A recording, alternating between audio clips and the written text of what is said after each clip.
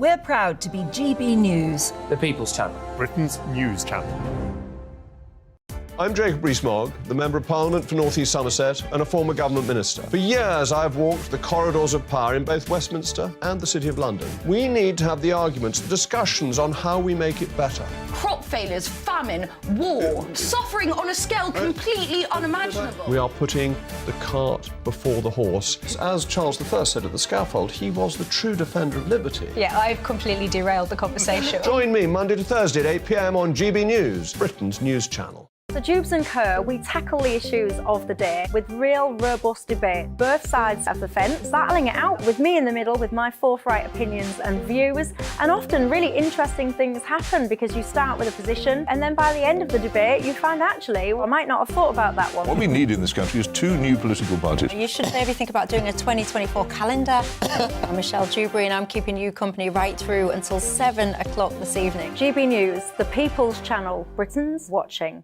I'm Mark White. As GB News Home and Security Editor, I cover those key issues that are so important to you. Our authorities, our communities doing all they can to combat violent crime. With the public services under unbearable strain, why are we still failing to control our borders? Defence, the first priority of any government, has been continually hollowed out. Can we trust our politicians to protect the armed forces? Join me, Mark White, on GB News. Monday to Thursday, 9 p.m. till 11 p.m. Join me, Dan Wootton. I'll bring you the sharpest takes and hottest debates. Do you not believe in prisons? I don't believe in prisons. I'm completely stunned. I guarantee you there'll be no spin, no bias, no censorship. I actually was personally quite offended by it. And no reason to go to bed. So I guess they've always been quite woke. That's Dan Wootton tonight on TV, radio and online. Monday to Thursday from 9 p.m. till 11 p.m. on GB News. The People's Channel, Britain's news channel. You've probably seen politicians interviewed 1,000 times, but we do it differently. We find out who they really are, we don't shout, we chat, and hopefully we bring a bit of light, not just heat. Did you know Kate Moss? Apparently. Do you have a pair of jeans or a pair of jeans? No, of course I don't. What would I do with them? My friends are like, oh my God, what's she doing now? Join me every Sunday at 6 for Gloria Meets, only on GB News, the People's Channel, Britain's news channel.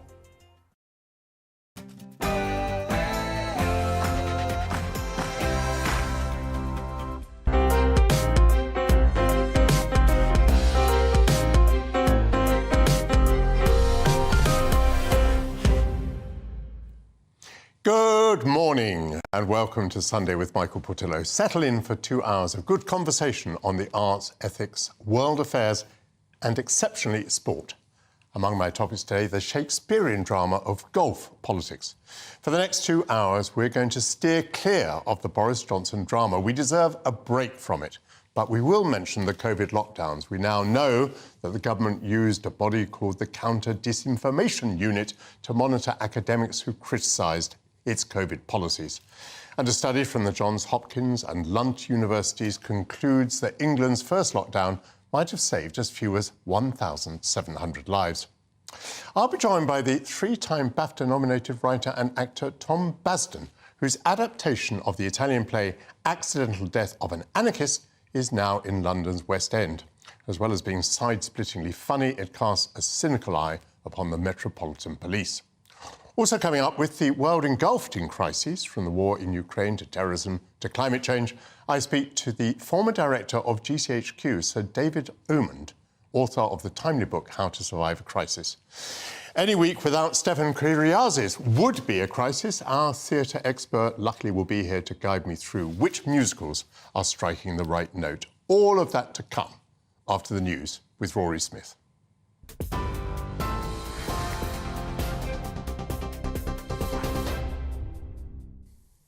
Thank you very much. One of Boris Johnson's allies says the resignations of 2 Tory MPs was not a coordinated attempt to undermine the Prime Minister. Sir Jacob Rees-Mogg says there is no plot against Rishi Sunak and he believes he should remain leader. He also suggested Mr Johnson could return to Westminster, suggesting he could easily get back into Parliament at the next election. The former PM announced he was stepping down as an MP after he was handed the findings of a Partygate inquiry. Sir Jacob says there could be a split if some MPs try to block his return, but he admits some things could have been done better. One always deserves blame for one's own mistakes. It would be absurd of me to pretend that Boris hasn't made mistakes. There was a man called Peter Wentworth who in the late 16th century was locked up in the Tower for saying in the House of Commons, "None is without fault, no, not our gracious Queen." The same could be said of Boris. None is without fault, no, not our gracious Boris. That is true of all of us. Firefighters are battling a wildfire which reportedly stretches an area that's a mile long near Inverness. It comes as hot weather persists across the country, with temperatures of up to 32 degrees Celsius forecast for today. A yellow warning for thunderstorms has been issued for Wales, Northern Ireland and most of Western and Central England. That's until 9 o'clock tonight. The Met Office says most of the UK will meet the heatwave criteria next week. Ukraine says its counter-offensive against Russia is underway. President Volodymyr Zelensky says he's optimistic about regaining lost territory. It comes after Ukraine said its forces had advanced up to 2,000 metres along the front line near the eastern city of Bakhmut. Russia is disputing those claims. Homeowners are being hit with what Labour is describing as a Tory mortgage penalty of up to £7,000 a year. The party says interest rates are triple what they were 2 years ago, and the average homeowner is paying an extra £150 a week as a result of the mini-budget. The government says it's working on halving inflation to help struggling households. The government has announced £58 million of funding to help people with health conditions get back to work.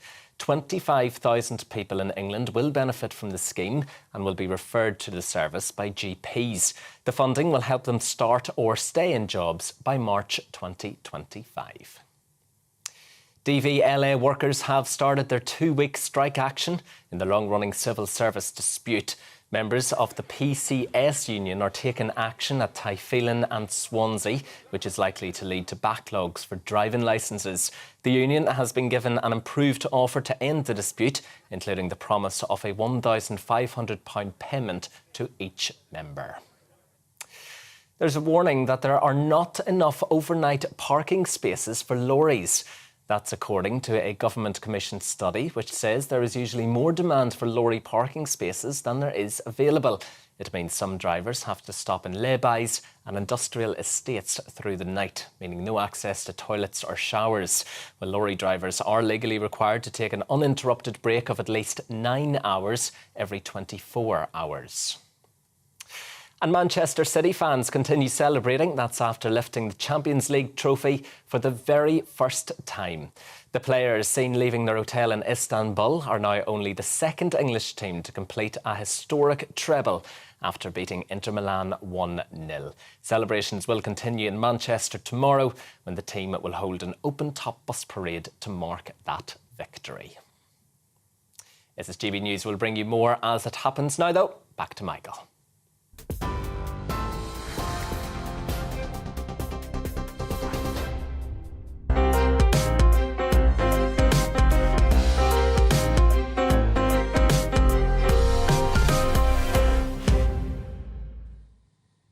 Thank you, Rory.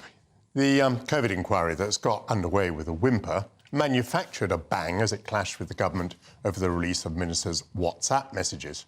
But while the inquiry will take years to report, the press has revealed that the government used a shadowy body called the Counter-Disinformation Unit to monitor critics of its COVID response.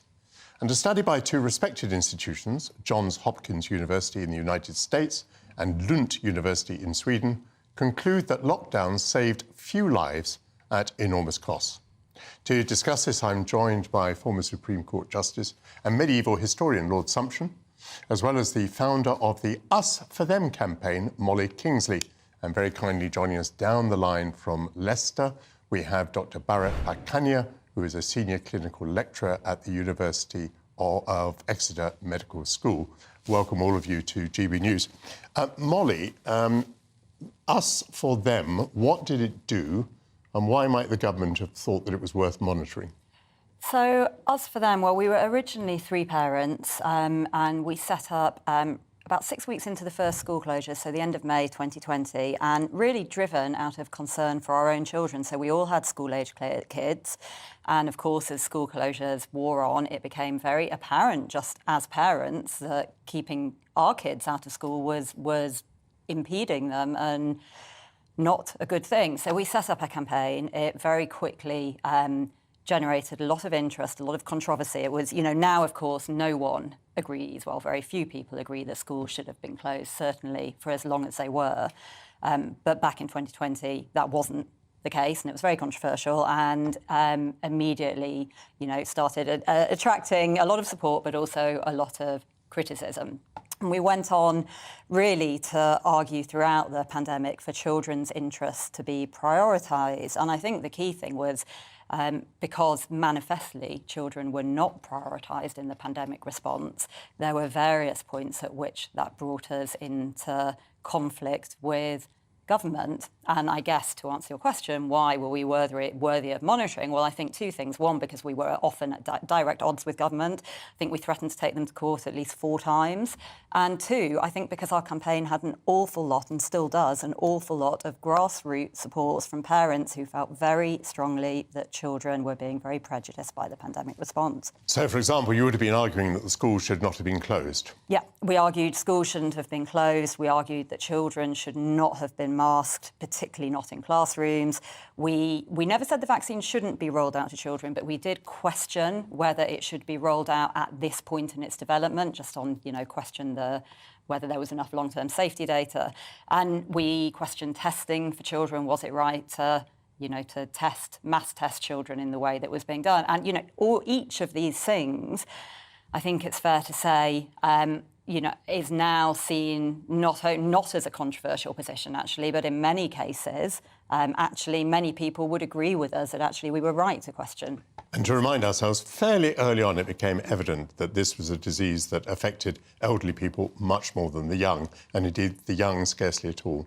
I think that was the key point, and I think it was always our view that unfortunately, or fortunately perhaps, COVID was a disease that was very discriminatory in who it targeted, and the government's response was not discriminatory, and these mass interventions were so harmful to children. And our view, just in a nutshell, was that, we shouldn't be harming children, because that is what was being done to protect a far smaller cohort of, usually elderly and more vulnerable people. What have you discovered about the way in which you were being monitored?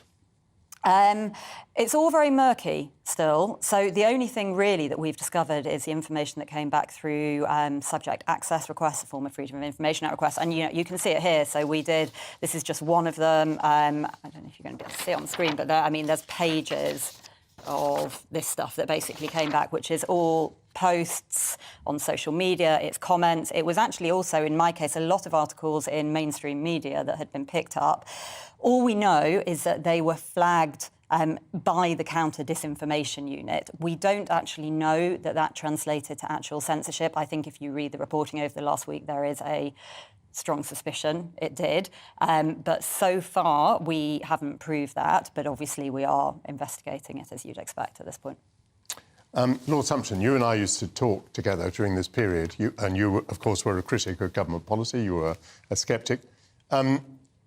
Did you feel that the sceptics were being marginalised? Indeed, did you feel that countermeasures were being taken against sceptics? Certainly at the time, I did not feel that. And I think that the jury is still out on whether it happened on a significant scale. I was allowed access to quite a number of newspapers, including newspapers that, like The Guardian, who were very pro-lockdown. I was interviewed quite frequently on the BBC, so I did not feel that I was being marginalised. But I don't think that my experience is necessarily typical. I think Molly's may have been much more so. Some of the academics found they were being very heavily criticised, and sometimes even quite personal remarks were being made against them.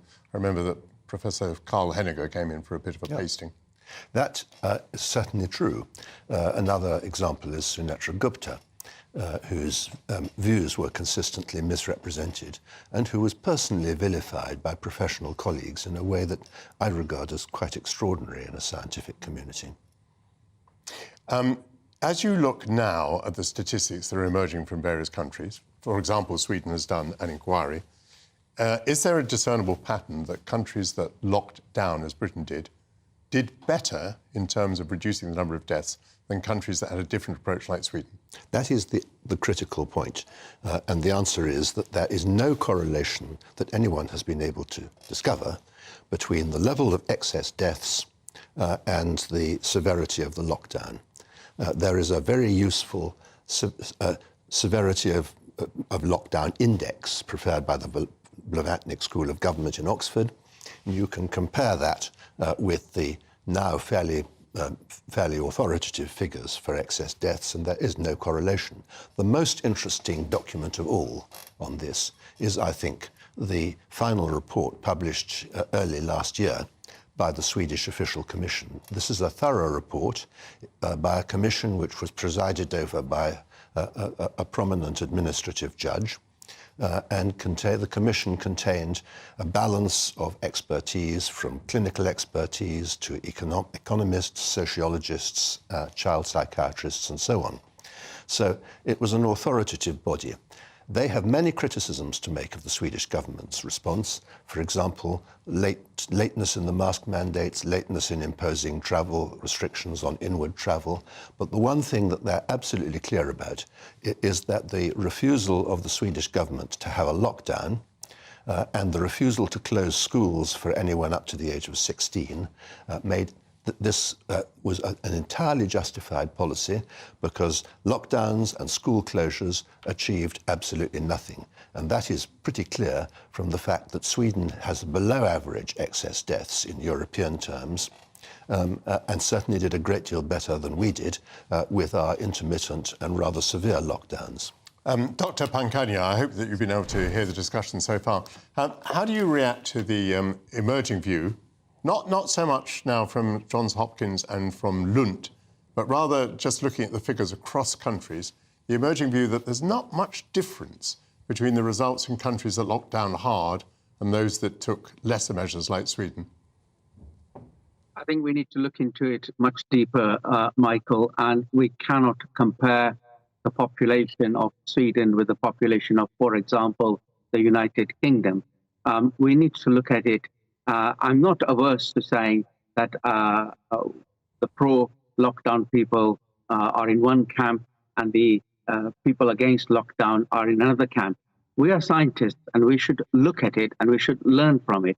However, what I'm trying to say is that paper published with the Swedish population recently is not representative of population, for example, in the United Kingdom. Furthermore, Michael, let's take the example of schools. Children, for example, get their infections and then they bring it to their elderly, vulnerable grandparents, etc. And that was the big issue in the schools in the United Kingdom. The other big issue was, and I was dealing with these outbreaks, Michael, so I know, was the schools were struggling to remain open because we had a lot of fear in the system. We had school teachers not wishing to attend, school teachers who didn't want to take classes, etc. So the picture is multifactorial. But I end by saying, Michael, is of course we need to, item by item, systematically look at what happened, what worked, and what didn't work, and then make it work better next time, if there is a next time. Yes, Dr. Pankania, that all sounds very reasonable. We're now beginning to get some idea of the other costs, the costs to the economy, the costs to children, the costs to elderly people who are isolated for so long. So you at least are open-minded about reviewing what would be the proper response on a future occasion. May I just ask you whether you have confidence that the inquiry will do a good job on these matters? Well, I hope so, but it is only the inquiry that we have. And I hope that the broad remit of the inquiry is allowed to look at all the data rather than just selective data and see what we should have done. The nub of the issue here as an infectious disease expert is this. In the United Kingdom, we were slow to act fast. And then as a result, our lockdown was longer and prolonged and sequential. And we mustn't lose the wood for the trees for that issue. As an infectious disease expert, I would say this: act fast, act early, you will be out of the woods faster. We acted slow, we acted late, and as a result, our agony of being in a lockdown serially was a lot more and a lot worse. And we mustn't forget that this was not the way to handle quick, short, sharp lockdowns, or what we would call circuit breakers. We didn't do that, and as a result, we paid the price. I promised a Boris-free zone on this programme, but I think that might be some sort of epitaph directed at Boris Johnson, the then Prime Minister. Molly, have you been shocked? I mean, as far as I know, you're a member of the public.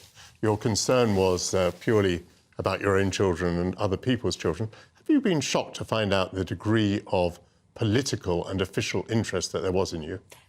Yes, I have. I mean, I think unlike Jonathan, we did suspect something. It was quite obvious to us, I would say towards the end of 2020, that whereas we had been, getting a reasonable amount of invites to certain sections of the media, that stopped. It didn't cease entirely, but it did really dry up. And we noticed that a lot of our social accounts, both mine individually and our organisation, seemed to be suppressed. Of course, we couldn't prove it.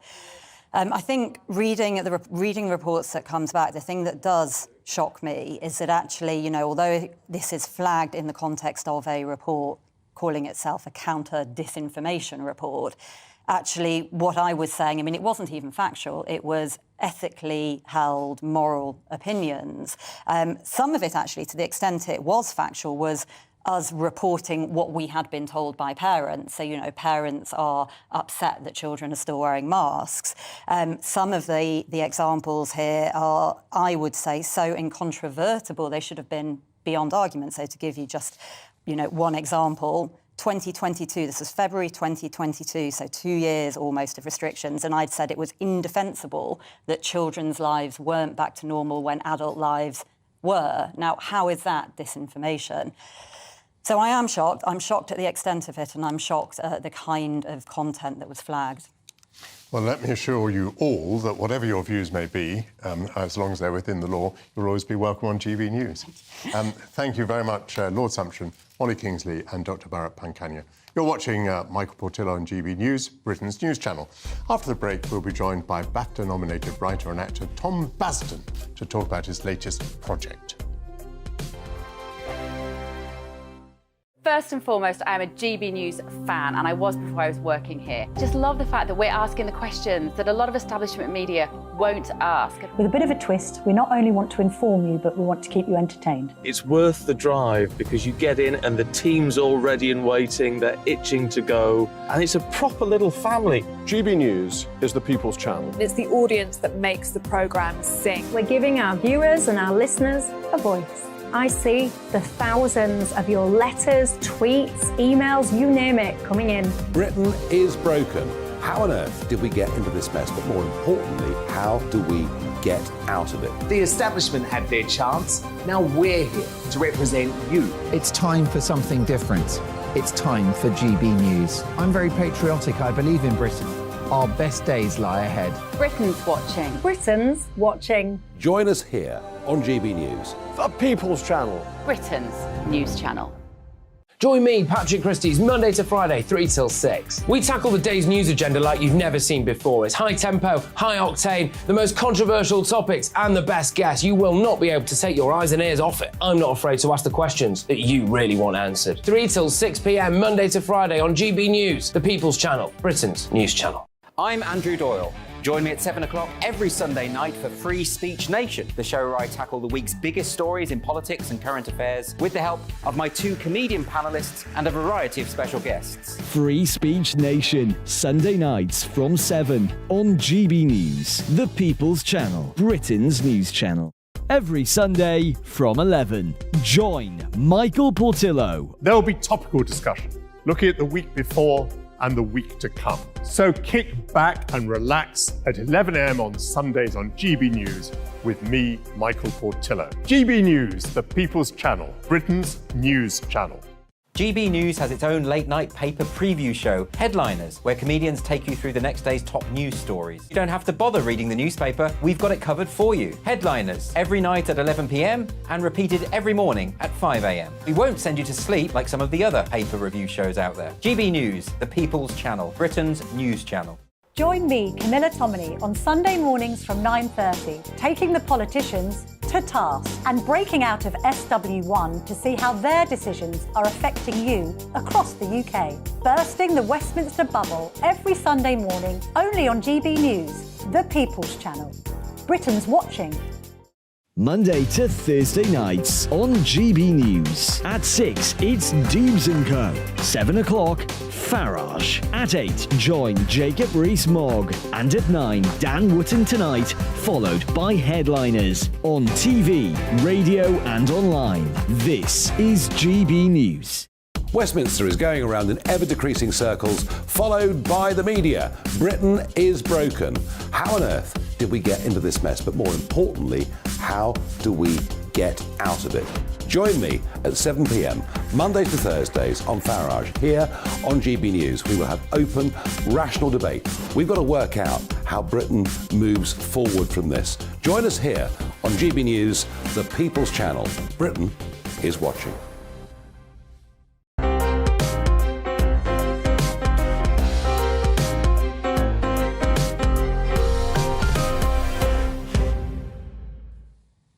Welcome back. Earlier this year, I had the pleasure of being at the Lyric Theatre Hammersmith to see an adaptation of Dario Fo's 1970 play Accidental Death of an Anarchist.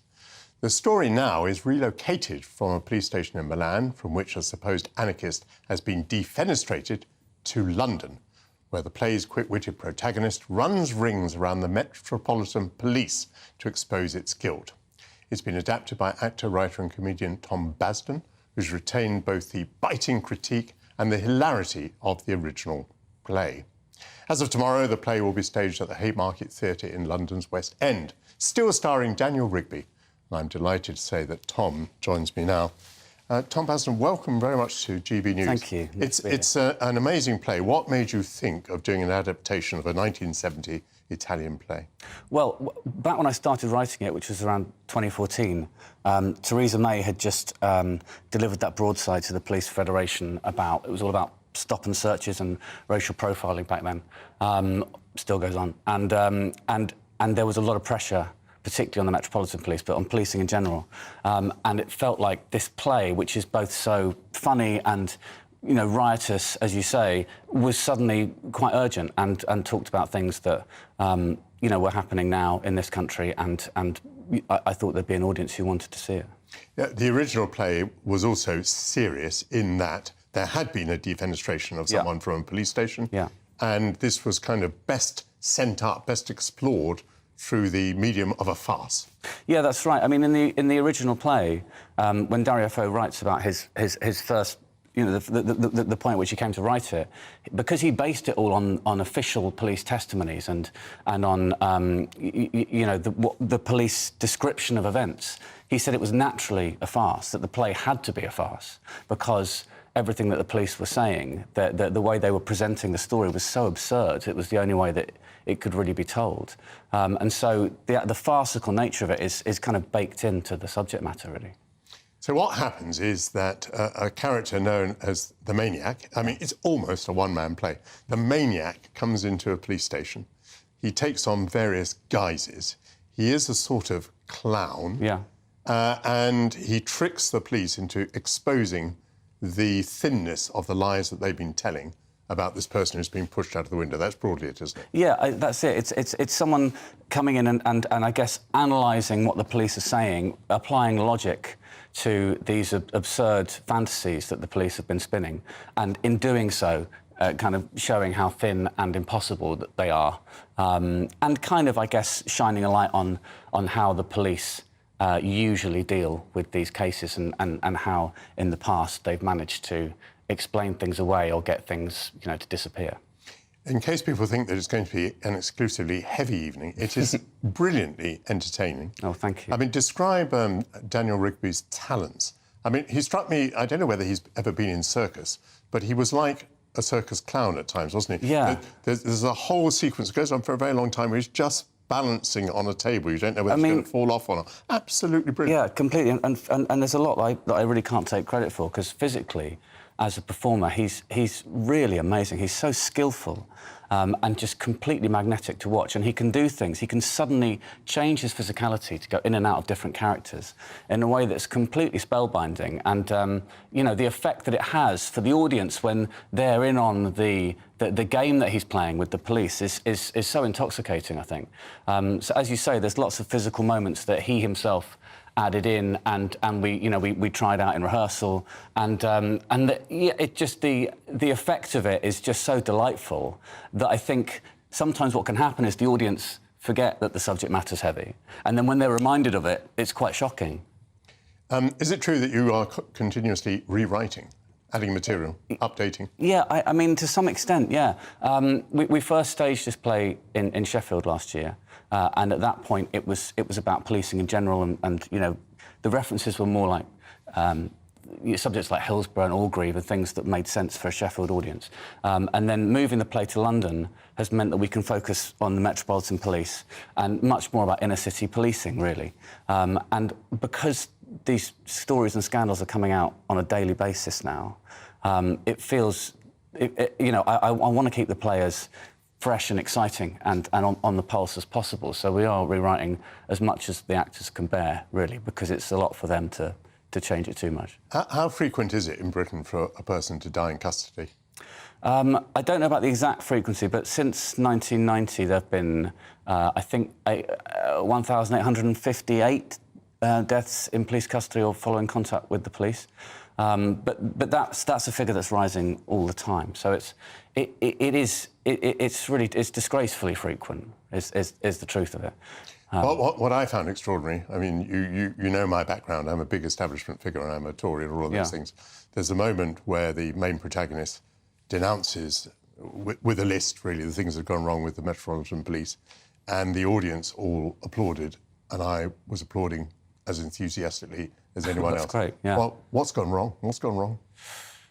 Well, I mean, you know, in my lifetime, what seems to have gone wrong is that after the kind of, you know, the landmark Macpherson report in '97, there's been almost no discernible change that communities have felt in policing. That the police officers who have been responsible for terrorising certain communities, who've been, you know, constantly being reprimanded for racist, misogynistic, homophobic behaviour, have not been dealt with. You know, in the last 10 years, and this is something we talk about in the play, of the 1,800-odd police officers who've faced multiple misconduct charges, the police have fired 13 of them. And you know, when you look at the information in the Casey report, which isn't, you know, has no agenda, it's not partisan, it's just the information. It's completely shocking how little has been done, how little effort has been made by the police to actually deal with the officers that they know are problematic, that they know have a history of these behaviours. They just move them around. They just find ways to not deal with it. We've been talking about a farce, which is very serious. Thank you very much to Tom Basin, accidental death of an anarchist at the Haymarket. At the Theatre Royal Haymarket. Theatre Royal Haymarket. As the government wrestles with how to reinvigorate some of the rundown towns across the country, one artist and property developer has taken matters into her own hands.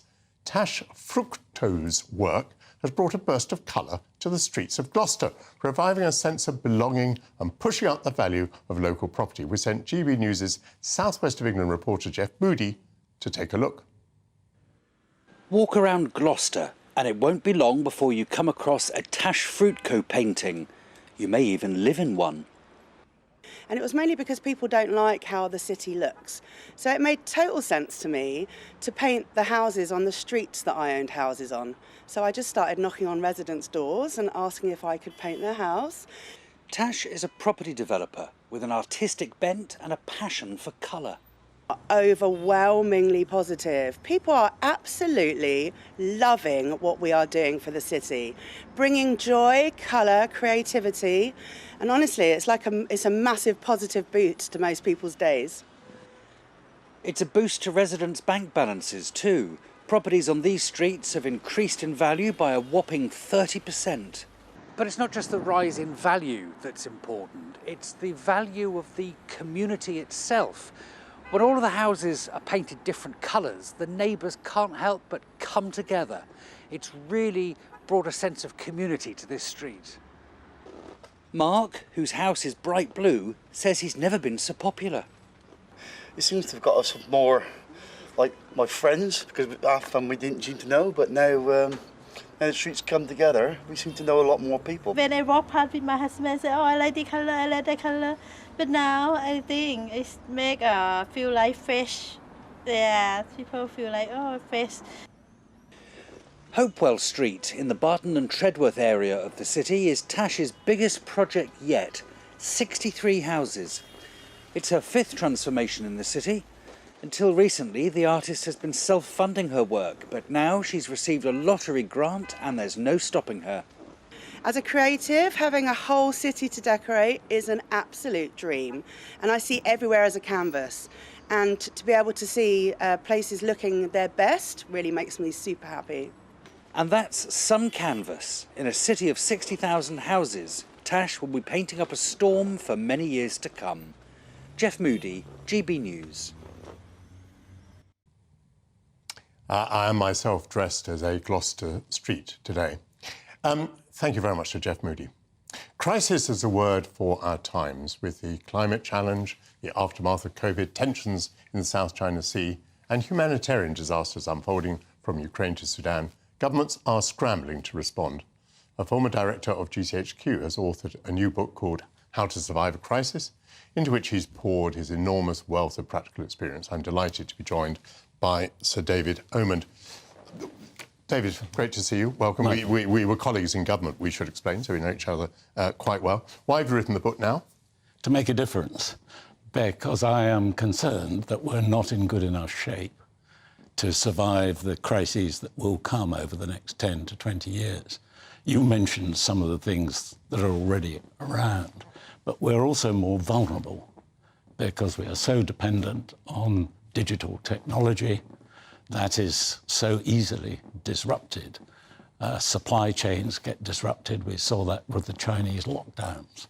So I don't think we're resilient enough. So I wrote the book to make a difference, to see whether we could actually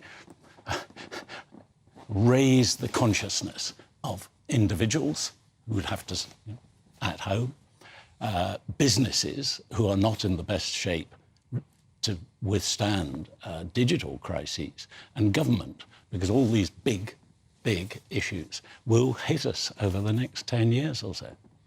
Let's look at some examples of the best and the worst. You give a pretty good tick to our preparations for the 2012 London Olympics. That was something you think we got right. Yes, and why did we get it right? Because a huge amount of effort went in. I mean, it's an unusual circumstance when you've broadcast to the entire world the exact time and date of maximum danger, the opening of the Olympics. And that was a message that could be heard by the terrorists and malefactors of various kinds. As it was, we had a very successful Olympic. Great credit to the United Kingdom. There were a couple of cyber attacks, but they were seen off by the preparations that had been made. But since then, the bow is relaxed. We've unstrung the bow. I read this morning that some of the wonderful things that were done by the vaccine task force that rescued us from COVID, they're already being binned. So when the next pandemic comes along, we won't be in good enough shape. But one of the points I make in the book is that, in the end, all crises are local. However much government may struggle to keep going, it's the locality, it's individuals, it's families that are being hurt by these events. And there we've hollowed out most of the local government emergency planning community. You can understand why, 2007, 2008, great financial crisis, austerity, but we've got to build that back over the next few years. Yeah, so to take one that was felt very strongly locally, Grenfell Tower. Now, there we were unprepared in various ways. You wanted to just run us through all the ways in which we were not resilient. Let me make a point first. In the book, I distinguish between sudden impact crises. They come out of a blue sky, you've got to manage them with whatever you've got, and the slow burn crisis, that year on year the situation gets worse. It's never the right time for people to grip the issue, and it just gets worse until it explodes. Grenfell Tower was one of those. For years, building regulations, it appears, were not properly implemented. The right kind of tests on fire-resistant materials were not carried out. This was an accident waiting to happen. And I can only assume that those in government and local government were just sort of praying, let it not happen on my watch. Tragically, for the inhabitants of Grenfell Tower, it did. So the immediate response was, as you would expect with a major fire, the emergency services all turn out. They haven't got the capacity to reach high enough up the tower. The fire is spreading far, far faster. The standing guidance to the inhabitants, stay put, shut your door, wait for rescue, was completely inappropriate after the first few minutes of the fire. Yet there was no way of getting that message out. Now, we I think, probably have, with mobile phones, if we invested a bit of money in it, the capacity to send targeted messages when something awful happens. And that would have saved lives. Sometimes we learn the wrong lessons from a previous incident. I mean, for example, in Warren Point, which was a terrible terrorist disaster where a number of soldiers were blown up by a bomb, another lot of soldiers came to rescue the survivors. They were blown up by a second bomb. That might have been on the mind of the Manchester Fire Brigade at the time of the Manchester Arena bombing. The Manchester Fire Brigade did not go in for, I think, 2 hours, if I recall what you say in your book. So, I mean, how do we get these things right? I mean, these emergency services are damned if they do and damned if they don't. No, you have to learn the lessons. And one of the key messages from my days in the Cabinet Office, you have to know the rules backwards to know when to break them. Yes, and what does that mean? I thought that was a very clever phrase in your book, but what does it mean? Well, take the Manchester Arena bombing. The standard guidance is there's a terrorist attack, there's been a bomb, there may be roaming groups of armed terrorists. That's a starting assumption. Very quickly, through getting information from the scene, the police gold commander has to then assess, no, this is a lone bomber, there are a lot of people injured, forget the guidance that says stay outside and go in. And the inquest, of course, commended the many paramedics who did go in and saved a lot of lives. But it would have been so much better if the Gold Command and the emergency services had got their situational appreciation right earlier. Now, the only way to do that is training and rehearsing and exercising. Of course, that's what was done for the London Olympics. My sense, reading the inquest report, was they were a bit off the pace. And they're also busy, they're understaffed. Can they afford the several days it would take to actually mount a major exercise? Before the tragic 7/7 bombing in 2005, we actually ran a live exercise at the Bank station of what would happen if the terrorists attacked underground the London tube system. Many lessons were learned. Some, unfortunately, would take too long, such as interoperable communications that work underground. Well, we've got that now. So you learn the lessons, but you mustn't just take the foot off the pedal. You've got to keep rehearsing, practicing, and people get confidence then in their ability to judge a situation. If you haven't, and I've seen this with ministers, and you probably from your days as Defence Secretary would have seen this, if you haven't faced something like that, even in an exercise, too much time is wasted trying to work out what to do. David, it's a very, very interesting book. You cover a whole range of different challenges and crises. You make some very interesting recommendations. I wanted to have more time to talk about the cyber threat, which I think many people are very interested in. But if people want to know more about that, they can jolly well buy the book. So thank you very much, Sir David Omond. In a few minutes, we'll immerse ourselves in the world of musical theatre with the culturally omniscient Stefan Kyriazis. So stay with us for that. It's all about family, being in people's living rooms, all the interaction and getting to know who our viewers and listeners are. When I was young, my dad used to say, "Nana, stop arguing." I wanted an outlet that would enable me to give my opinion. People are going through a really hard time right now, and I know that you don't feel like you're being listened to by the establishment. I came to GB News because it's the People's Channel, and I want the audience to have their say on the events of the day. We're dynamic. We do something different. Democracy shows that the wisdom of the nation is in its people. I get to travel to find out what the story is from a personal perspective. The British people aren't fools. We know when we're not being told the full story. We've got to work out how Britain moves forward from this. It's the best country in the world. The establishment had their chance. Now we're here to represent your views. Britain's watching. Britain's watching. Britain's watching. We're proud to be GB News. The People's Channel. Britain's news channel. I'm Jacob Rees-Mogg, the Member of Parliament for North East Somerset and a former government minister. For years, I've walked the corridors of power in both Westminster and the City of London. We need to have the arguments, the discussions on how we make it better. Crop failures, famine, war, suffering on a scale completely unimaginable. We are putting the cart before the horse. As Charles I said at the scaffold, he was the true defender of liberty. Yeah, I've completely derailed the conversation. Join me Monday to Thursday at 8 p.m. on GB News, Britain's news channel. So Jubes & Co, we tackle the issues of the day with real, robust debate, both sides of the fence, battling it out with me in the middle with my forthright opinions and views. And often really interesting things happen because you start with a position and then by the end of the debate you find actually, well, I might not have thought about that one. What we need in this country is 2 new political parties. You should maybe think about doing a 2024 calendar. I'm Michelle Dewberry and I'm keeping you company right through until 7 o'clock this evening. GB News, the People's Channel, Britain's watching. I'm Mark White. As GB News Home and Security Editor, I cover those key issues that are so important to you. Our authorities, our communities doing all they can to combat violent crime. With the public services under unbearable strain, why are we still failing to control our borders? Defence, the first priority of any government, has been continually hollowed out. Can we trust our politicians to protect the armed forces? Join me, Mark White, on GB News.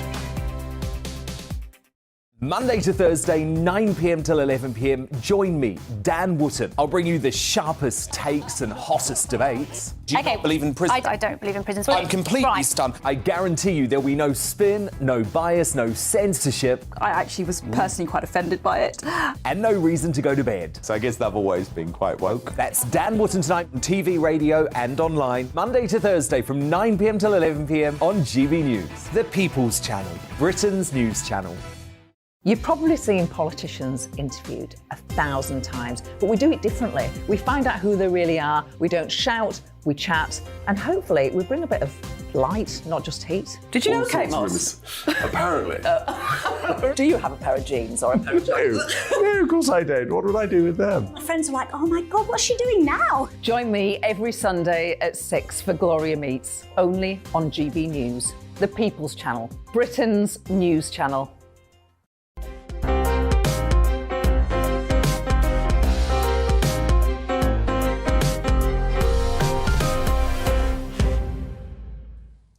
Welcome back. There's a feast of musical theatre in London as productions ramp up for early summer. Among them at the Southwark Playhouse is the curious case of Benjamin Button, F. Scott Fitzgerald's famous short story about a man who's born old and grows younger. It's been reborn now as a musical production. And speaking of people who age backwards, I'm very pleased to be joined by Stefan Kyriazis. Well, I very much enjoyed this as a movie. I was in ignorance of the fact that it was a Scott Fitzgerald short story. It's been done again and again, Yes. I suppose, as in all sorts of guises. Well, it's a brilliant core idea because it's completely bonkers, but also it just boils down to what do we learn, how do we live? And the writer of this, Jethro, has taken pretty much nothing from the film or the book.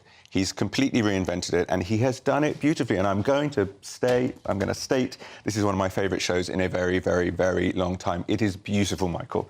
So what they've done is the writer has taken his own Cornish background. We've gone to a small Cornish fishing village in the 1920s. The whole show is atmospheric. We've got a very simple staging. It's like a wharf side, covered in moss, fishing nets overhead. The moon seems to be caught in the fishing nets. And it's just packed with atmosphere and heart. And the writer himself has said it all boils down to it's a man's search for home. And home is not bricks and mortar. It's a place where you feel accepted, where you can be yourself, where you can feel loved. And this is a person that's born old and his parents are ashamed of him. They hide him. They teach him he's not worthy of being loved or being seen for who he is. And it takes his whole life for him to unlearn this terrible lesson.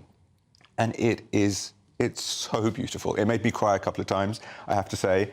And also, oh my goodness, this Cornish music, it's folk music. You've got foot stompers, and then you've got these plaintive, aching ballads. You've got a cast that is tremendous. They're all carrying their instruments. People are playing fiddles, accordions. One woman has a trumpet, but they're also acting multiple roles. The lead, I have to say, Jamie Parker, unbelievable. He was the lead in Harry Potter and the Cursed Child, won the Olivier, was nominated for Tony Awards, and he does that Mark Rylance thing where he's not acting, which is just, it's so rare and it's so beautiful. He is the character, you believe it. There's a part where he sees Elowyn, the love of his life, for the first time. Across the pub, I was watching him. He welled up. He just completely, and from then on, I was in. And this is the joy of small theatre, not the big kind of crazy blockbusters, which are wonderful in their own way. It invites you in, and if it's well done, which this is, it asks you to dream along with it, to suspend disbelief, and to enter and join in, and it's just glorious. I've allowed you a 3-minute monologue because I was just astonished and in awe. I didn't know you were going to say any of those things. I assumed it was going to be quite close to the movie. I remember the movie, but not at all. And when we talk about a musical, fine, it has music, but not the sort of music that we would anticipate. It's something also, Come From Away did the same thing, which was set in Nova Scotia about 9/11 when all the planes were grounded. Oh, again, one of my favourite shows. And again, with local Celtic folk music. So I'm obviously a sucker for that. But it's the purity of it. It's the genuine heart to it all. And also the fact that it taps something inside us, something sort of from the past. And it's just wonderful. The main thing I took away from the story originally was that most of us kind of fantasise, particularly around this stage, that it would be awfully nice if we could get younger all the time. And I thought what the story sort of tells you is that whichever way you go, it's a catastrophe. You know, because if you begin very young, you are helpless and you depend on others. And when you end up very elderly, you are helpless and depend on others. But if you go the other way around, it is the same thing. Same, yes. And unfortunately, of course, if you're getting younger all the time and everyone around you is getting older, that has extra tragic elements to Absolutely. it. Because they pass you by. There's the crossover where he is finally the same age as his wife and then as his son. But this show is so different from the F. Scott Fitzgerald because it's compassionate. It's not, the short story is a little bit bleaker. This is really life and love affirming. Although you're on most weeks, I'm pleased to say, you are not in the least bit like Groundhog Day, because every time you come on, you are completely different. But there is this phenomenon, Groundhog Day, where every day is the same. And that, too, is a musical? It is also. I am certainly an egomaniac every day, as is the lead cast member in this one. So this is based, there was the Harold Ramis film starring Bill Murray. There's an appalling, atrociously egomaniac weatherman who is sent to this little town, Punxsutawney, to report on the groundhog, who, if he can see his shadow, there's going to be another 6 weeks of winter. And this guy, Phil Connors, is a monster. He hates everybody, he's incredibly selfish, he has disdain for everything, and he wants out. And instead, he wakes up the next morning and finds he repeats the day and again, hundreds and then thousands of times. So again, it boils down, it's a ludicrous idea, but it boils down to that kind of core hero idea of the greatest monster you have to vanquish is your own ego. And can anybody actually change and learn? Again, a little bit like Benjamin Button, sort of passed into the language. You say Groundhog Day, everybody knows what you're talking about. We Will Rock You. Great show. We will not rock you, Michael, and I would hate What's wrong with it? Well, this show actually deserves one accolade. It's pretty much the only show I can remember for a long time that has united all the critics. We are a fractious bunch. We don't agree about anything. The reviews are uniform pretty much for this across the board. It's 1 and 2 stars, and it will be a 1 from me. It got appalling reviews the first time around in 2002. Written by Ben Elton. This time he's also starring and directing, and just to reinforce the point, his opening monologue as his character Pop, this ageing hippie, is telling us it's set 300 years in the future. It's an appallingly bad story about a crazy iPlanet world where original thought and original music has been banned. And he's telling us about the legend of this show, We Will Rock You, that was hated by the critics, but was still, you know, a true shining beacon of hope and creativity. It's not. It's appalling. And but the reason people go to it is the music. It's fantastic music. You have Queen's music, which is tremendous. I love Queen's music. I went to see the band with Adam Lambert last year, and it was spectacular. Somehow, they've taken out the exhilaration and the euphoria from the music. The sort of musical arrangements are a little bit kind of pedestrian. But also, you have the problem with this, and I have to say the performers are stunning. The vocals, they're so talented. But jukebox musicals take songs that aren't actually written for a story. So they kind of crank them in, so they never quite fit what the character is doing. I could go on. There are many problems with this, but it will not rock you, Michael. Well, we've been talking today about shows which deal with a man's ego, and you today are having to cope with the fact that you can write a review and it has absolutely no effect whatsoever. People still want to go and see the show. Thank you very much to Stefan Kyriazis. You're watching Michael Portillo on GBNews, Britain's news channel. In the next hour, we'll be debating the ethics of the government's policy on illegal migration and discussing the Shakespearean drama of the world that is professional golf. Stay with us. Hello there, I'm Jonathan Vautry here with your latest GB News weather forecast provided by the Met Office. There were some thundery showers around on Saturday, and more of us have the potential to see them on Sunday as well. The UK is sat between various areas of high and low pressure. That means the winds for us are relatively light. So where thunderstorms do develop, they will be slow moving and could provide some torrential downpours and a lot of rainfall for one particular location. So there is a thunderstorm warning in force for parts of western Scotland down into western England and Wales as well. It'll be more into the afternoon and the evening where they properly get going, and that sunshine can help develop them. That sunshine is also going to help temperatures climb to around 30-31 degrees Celsius across parts of London and southeast England, mid to high 20s elsewhere, but slightly cooler for Scotland and Northern Ireland compared to yesterday with the increased cloud amount. Those showers will linger throughout the first part of the evening, and then we've got to watch for this band that's pushing from the Channel into parts of southwest England, southern Wales for the overnight period. Could provide some tricky travelling conditions. For all of us, though, it's going to be quite a muggy night. Temperatures holding around the mid to high teens. It's also going to be quite murky, misty for southern areas of England as this low cloud pushes in from the Channel and also across the far north of Scotland as well. For inland areas, the cloud will burn back a bit during the day, but it could linger along some coastlines. But elsewhere, there'll be a good amount of sunshine, and that again will help the showers to develop come Monday afternoon. Particular focus for parts of the Midlands into Wales, but also some areas of Scotland as well. Again, mid to high 20s for the majority of us. It's going to be feeling very warm. A local 30 degrees is still possible. Some of those thunderstorms still lingering on into Monday evening. But as we head towards Tuesday, we'll see fewer showers developing by day as high pressure begins to return. There'll still be a few around, particularly for far western areas, but more of us will see that prolonged sunshine. Temperatures taking a notch down, but still very warm. Bye-bye. You've probably seen politicians interviewed 1,000 times, but we do it differently. We find out who they really are, we don't shout, we chat, and hopefully we bring a bit of light, not just heat. Did you know Kate Moss? Apparently. Do you have a pair of jeans or a pair of jeans?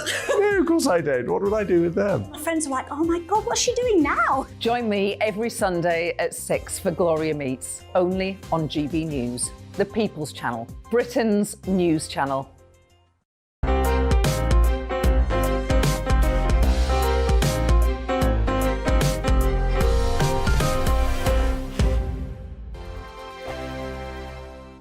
First and foremost, I am a GB News fan, and I was before I was working here. Just love the fact that we're asking the questions that a lot of establishment media won't ask. With a bit of a twist, we not only want to inform you, but we want to keep you entertained. It's worth the drive because you get in and the team's all ready and waiting, they're itching to go, and it's a proper little family. GB News is the People's Channel. It's the audience that makes the programme sing. We're giving our viewers and our listeners a voice. I see the thousands of your letters, tweets, emails, you name it, coming in. Britain is broken.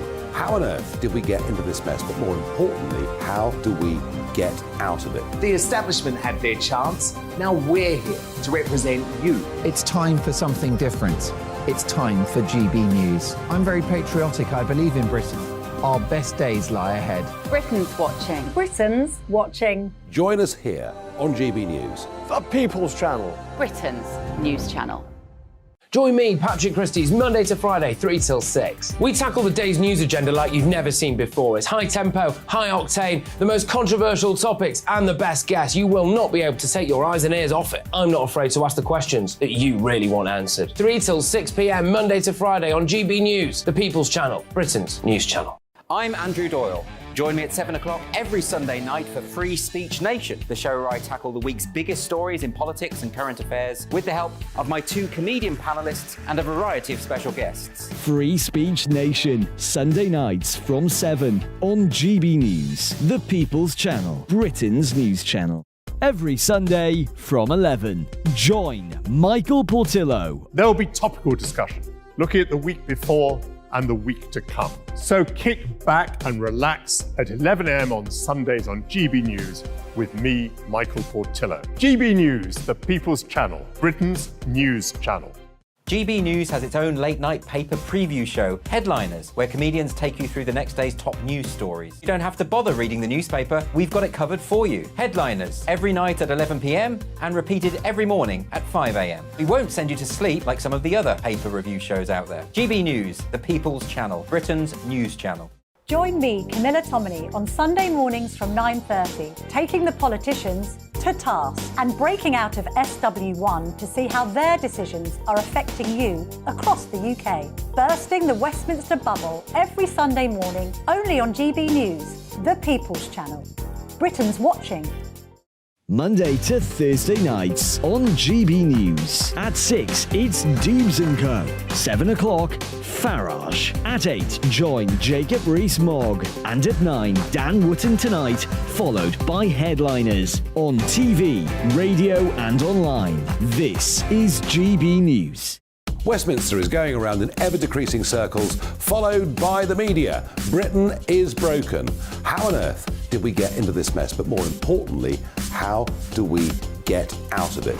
Join me at 7 p.m, Mondays to Thursdays on Farage, here on GB News. We will have open, rational debate. We've got to work out how Britain moves forward from this. Join us here on GB News, the People's Channel.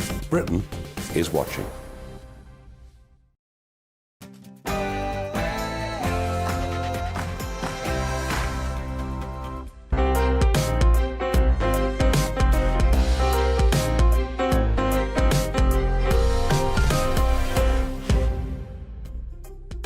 Good afternoon. Welcome back to Sunday with Michael Portillo for more good conversation on everything from the arts to ethics and even this weekend sport. I may not follow golf, but I appreciate high drama, and the goings-on in the professional sport are on a par with Greek tragedy. The game's organising body is the latest sporting beast to be gobbled up by Saudi Arabia's sovereign wealth fund in a tale of intrigue that invites Shakespeare's pen. Before that, I'll be discussing the ethics of the government's clampdown on illegal migration. Is it right to disincentivise migration across the Channel through deportations, sending asylum seekers to Rwanda or housing them on barges? We'll be live in Kiev, where GB News' reporter can tell us how the Ukrainians have reacted to the destruction of the Novokakhovka Dam and their country's counteroffensive. We'll get reaction to that also from former Foreign Secretary David Owen. And the foodie filmmaker whose podcast took the UK by storm during lockdown, Hannah Harley-Young, will be here to tell us why London is the best city for food in the world. All of that coming up. But first, your news headlines with Rory Smith.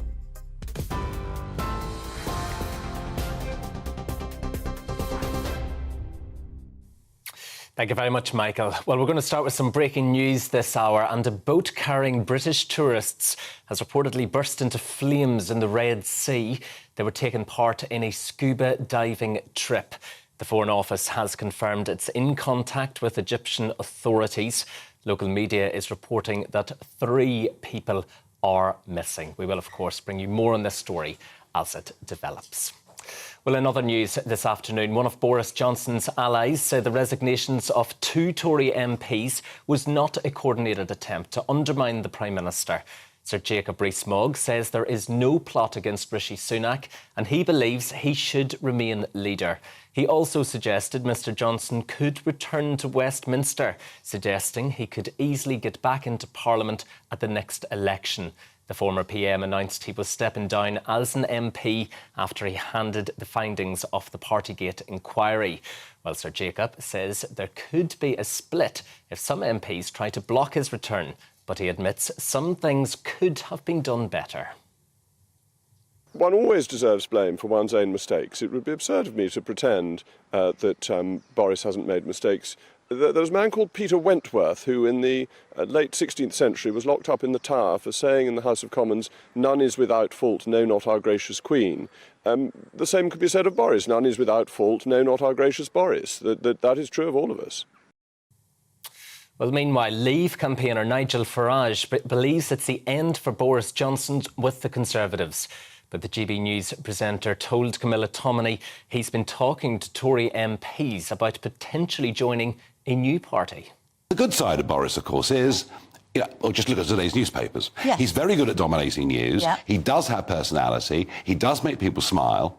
And if he wants to defend his Brexit legacy, Yeah. well, I want to defend my Brexit legacy too. So would there be a possibility of a new coming together on the centre-right? It'd be Boris Johnson. There'd be other MPs that would join in with this as well. Have you discussed this with Boris Johnson? Not with him directly, no. But I have discussed it with people very close to him. Well, in other news this afternoon, firefighters are battling a wildfire which reportedly stretches an area that's a mile long near Inverness. It comes as hot weather persists across the country with temperatures up to 32 degrees forecast for today. A yellow warning for thunderstorms has been issued for Wales, Northern Ireland and most of Western and Central England. That runs until 9 o'clock tonight. Well, the Met Office says most of the UK will meet a heatwave criteria for next week. Ukraine says its counter-offensive against Russia is underway. President Volodymyr Zelensky says he's optimistic about regaining lost territory. It's after Ukraine said its forces had advanced up to 2,000 metres along the front line near the eastern city of Bakhmut. Russia is disputing those claims. Homeowners are being hit with what Labour is describing as a Tory mortgage penalty of £7,000 a year. The party says interest rates are triple what they were 2 years ago, and the average homeowner is paying an extra £150 a week as a result of the mini-budget. The government says it's working on halving inflation to help struggling households. The government has announced £58 million of funding to help people with health conditions get back to work. 25,000 people in England will benefit from the scheme and will be referred to the service by GPs. The funding will help them start or stay in jobs by March 2025. DVLA workers have started their 2-week strike action in the long-running civil service dispute. Members of the PCS union are taking action at Typhoon and Swansea, which is likely to lead to backlogs for driving licences. The union has been given an improved offer to end the dispute, including the promise of a £1,500 payment to each member. And Manchester City fans continue celebrating after lifting the Champions League trophy for the very first time. The players are still in Istanbul and shortly going to take a flight out of the country back to the UK. And they are now the only second English team to complete a historic treble after beating Inter Milan 1-0. Celebrations will continue in Manchester tomorrow when the team will hold an open-top bus parade to mark that victory. This is GB News. We will, of course, bring you more as it happens. Now, though, back to Michael.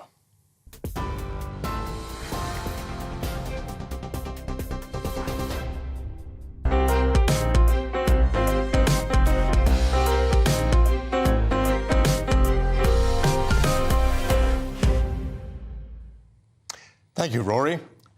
In his speech to the Northern Research Group of MPs, Rishi Sunak trumpeted the dramatic fall in the number of Albanian migrants illegally crossing the English Channel.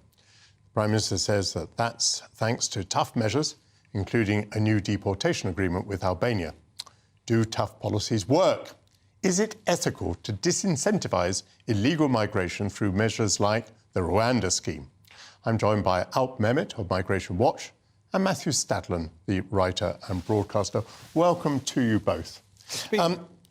Alp, first of all, the answer to that question, is it moral, is it ethical to disincentivise migration with these schemes?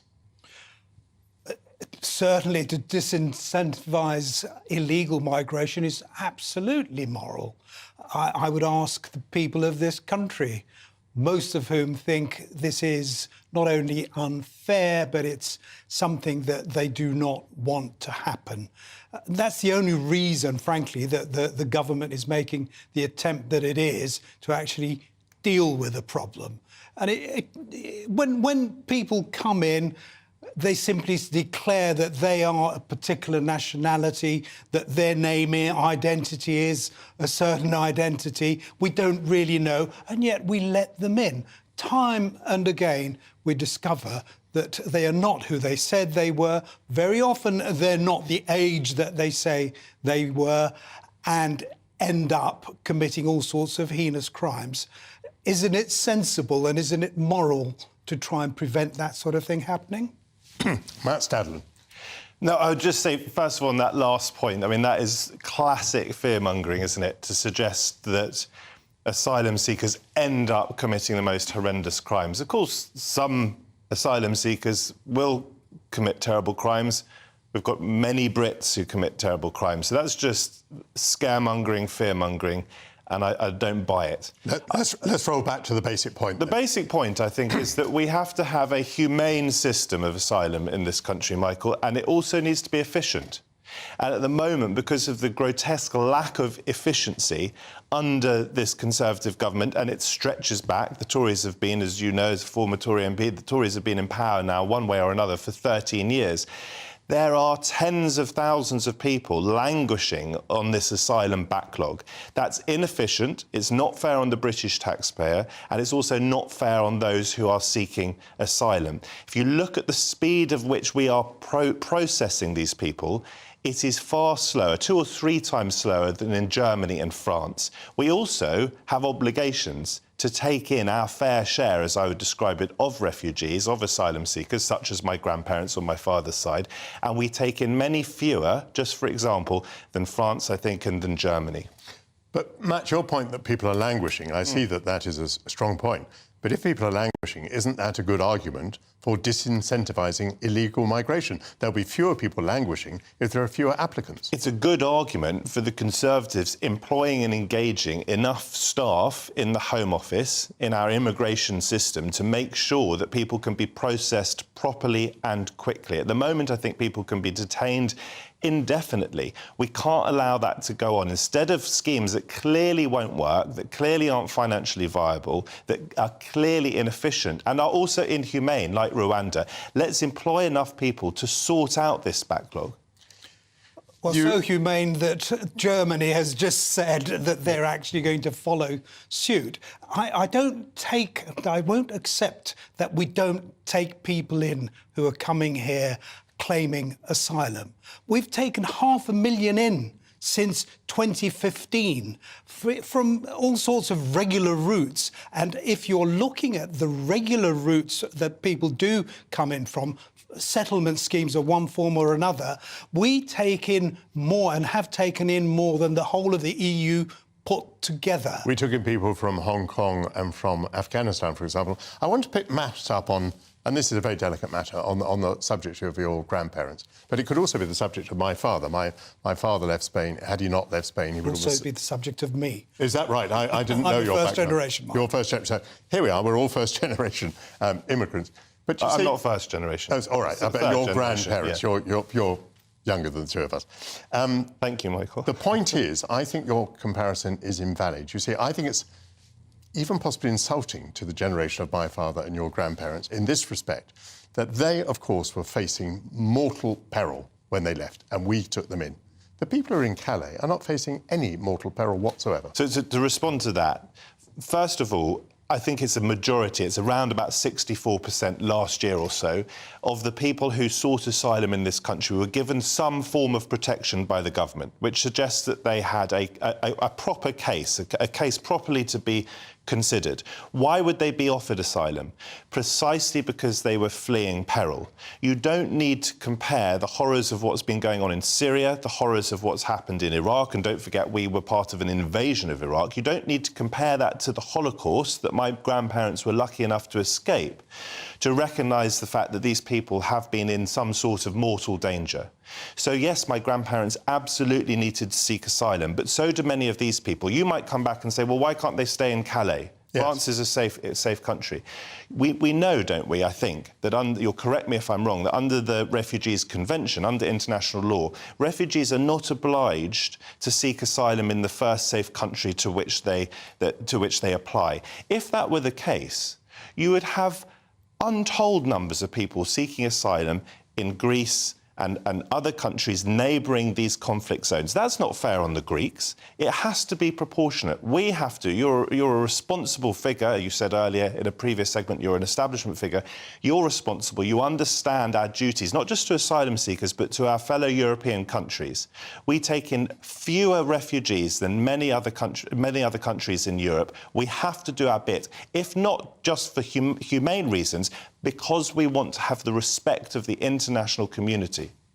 Matt makes an interesting point that the government undermines its own position by granting the asylum applications of a majority of these people. Is that because their criteria are wrong, or is it, as Matt suggests, because these people really do have a good claim?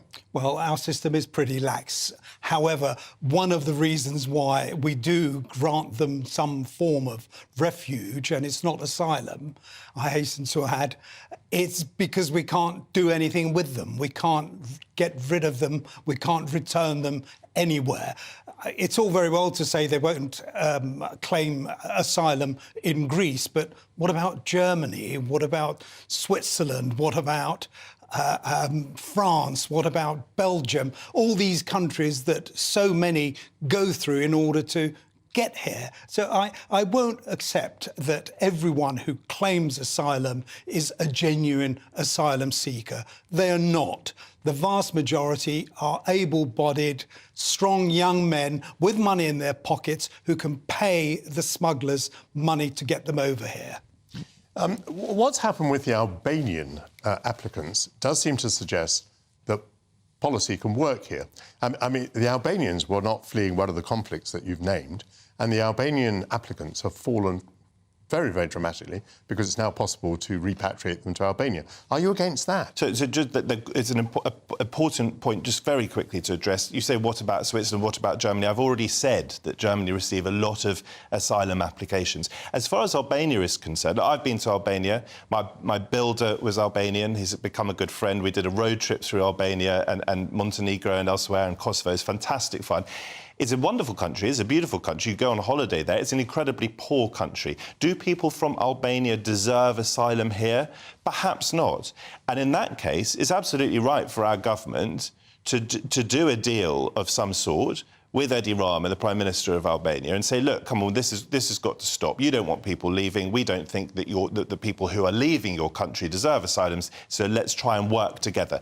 And it's absolutely right. Let's be clear about this. We all want to stop those crossings from happening because they are incredibly dangerous. It is right and criminal, and it is on the part of the people who are smuggling. Of course, this is a wicked thing that these people do. They are taking advantage of other people's strife, and also the fact that we don't have enough safe routes. But they are criminals. They need to be sought out by the French and by the British. It has become harder since Brexit to do that.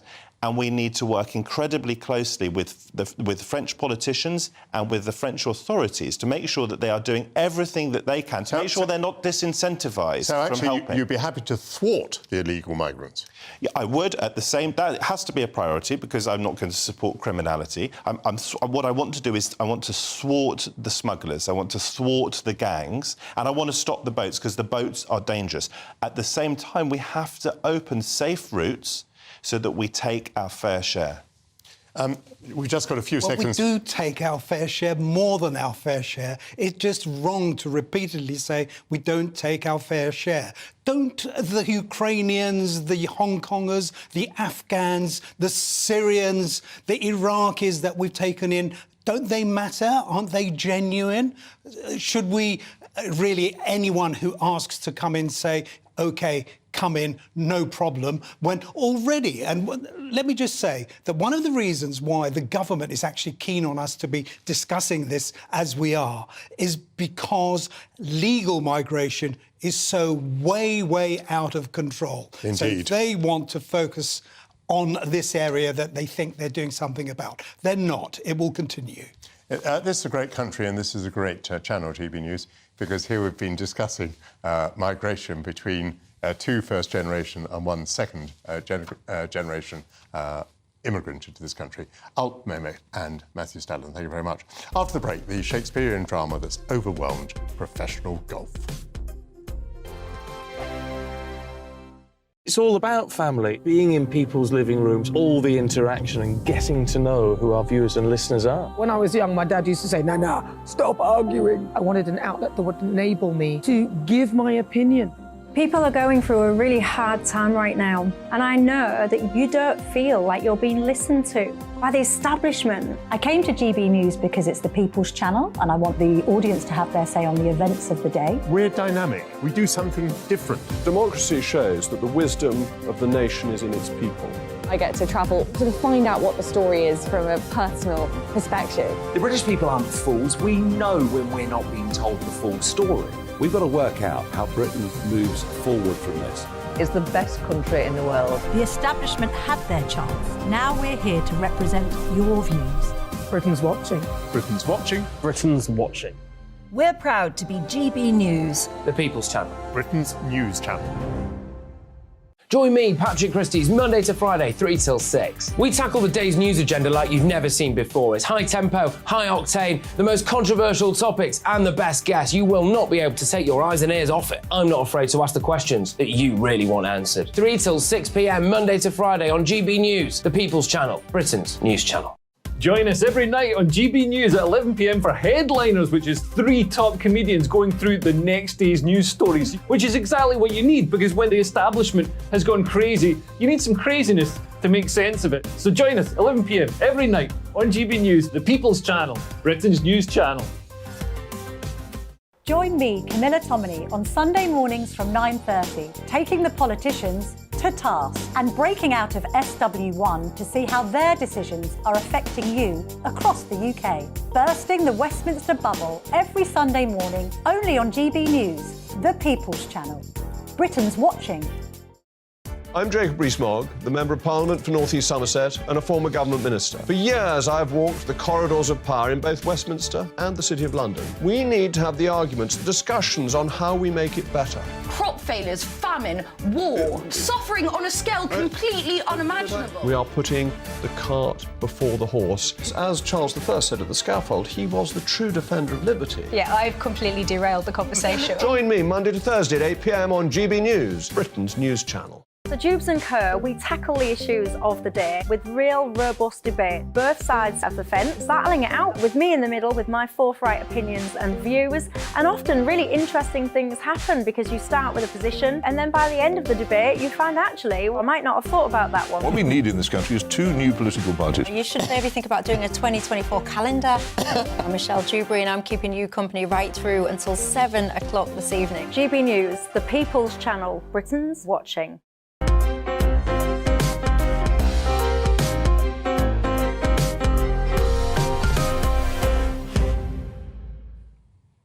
Welcome back. It's the Faustus of the fairways. Has golf sold its soul for a mess of puttage? In a saga of betrayal and doublespeak worthy of England's finest dramatists, the Commissioner of the Professional Golfers Association announced on Tuesday that he would merge his organisation with a rival tour called LIV, a rival that he's denounced in the strongest terms. Jay Monaghan had even invoked the memory of 9/11 when arguing that players should never accept Saudi money to play golf. Professional golfers who've been life friends split as some accepted the multi-millions from LIV. But the biggest payoff is now, as the Saudi Public Investment Fund becomes the main financial backer of golf as a whole, including the PGA and the DP World Tour. I need some help on this subject, and I'm delighted to be joined by our regular sports contributor, Aidan McGee, and golf correspondent for The Sun, David Facey. David, if I can start with you, what is your reaction to what has happened to golf? How do you feel about it? Well, one of complete shock, Michael, and it's one that I think is pretty generally felt throughout anyone connected with the game. We certainly didn't see this coming. There were a very small number of people involved in the negotiations, and the reaction and the fallout to it is only just starting. We've got players accusing Monaghan of being a hypocrite. We've got players saying they feel betrayed, and this is something that's going to rumble on for quite a few months, I feel. Yeah, the golfer who was most outspoken about his fellow players defecting to LIV was Rory McIlroy, and it seems that he was taken by surprise by this deal. Here's his reaction. Whether you like it or not, the PIF are going to keep spending money in golf. At least the PGA Tour now controls how that money is spent. So if you're thinking about one of the biggest sovereign wealth funds in the world, would you rather have them as a partner or an enemy? At the end of the day, money talks, and you'd rather have them as a partner. It's hard for me to not sit up here and feel somewhat like a sacrificial lamb, and feeling like I've put myself out there, and this is what happens. Again, removing myself from the situation, I see how this is better for the game of golf. There's no denying that. But for me as an individual, there's just going to have to be conversations that are had. You have to feel for the guy, looking absolutely bewildered. David, a reaction has been shock, but is it actually a bad thing? And if so, why?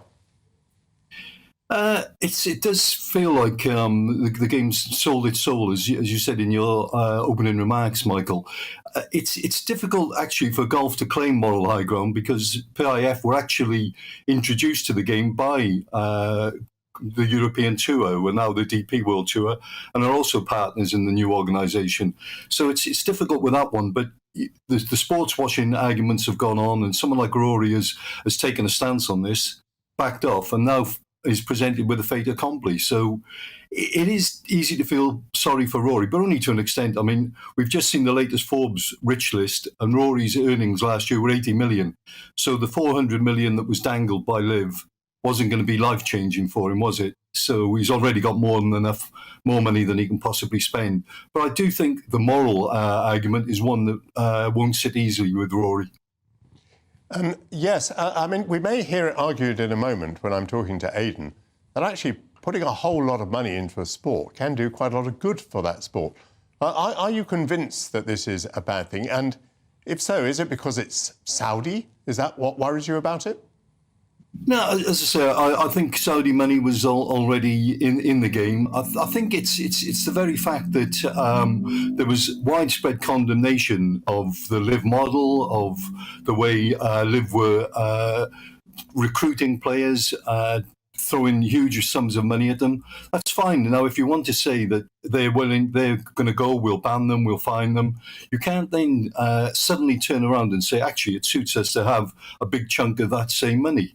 That's my argument. As I said, I had nothing at all. The players who made the choice to go, a lot of them were near the end of their careers. A big payday was always going to be very attractive to them, but they went thinking they would never be part of the establishment again. Lo and behold, within a year, they're going to be welcomed back. Yeah, it's an amazing story. Thank you very much, David Facey. Well, Aidan McKee, what? I mean, first of all, are you shocked? And then should we broaden it out to thinking about money from the Middle East in sport? I was shocked that it happened so quickly. I mean, the capitulation has happened, as David said, within a year. I thought it would take a little bit longer than that. But looking at the bigger picture, I did think that it was going to be impossible for them not to stay apart. I always remember back in, it's a different thing altogether, but I remember when BSkyB merged with, BSB, British Satellite Broadcasting, merged with Sky back in November 1990. A famous quote from Rupert Murdoch that said, we couldn't afford to stay apart. And I think to some degree, certainly on the DP Tour side, they couldn't afford to stay apart much longer because the legal fees of fighting Liv were using up all their costs, they're using up their reserves, they're having to compensate players for the loss of earnings they would accrue for not joining Liv. And so that was the point that Monaghan made. He said, you know, this is costing so much money that we had to kind of get in bed. It's better, and I say bet the devil you know. They're not in partnership as yet, but they know enough about Liv to know that, as Rory McIlroy said, it's better to have them on side and being able to control where the money goes. And who knows, it might create a better product going down the line. Well, I mean, let's talk about that. There's been quite a lot of money from the Middle East into sport. Quite a lot has gone into football. What's the motivation of the investors and what's the impact upon the sport? The motivation of the investors, I mean, I was in Manchester when the Abu Dhabi takeover happened back in August 2008. They literally started spending money within hours. A friend of mine sent the fax to Real Madrid to put a bid in for Robinho. I mean, she was looking at it and thinking, are you sure this is right? You know, it was incredible. So, look, back then we weren't really familiar with terms like sports washing. Nobody really batted an eyelid back then. Nobody really questioned the morality of it, really. There were a few rumblings, but it wasn't on the national agenda the way it is today, certainly in the context of the World Cup.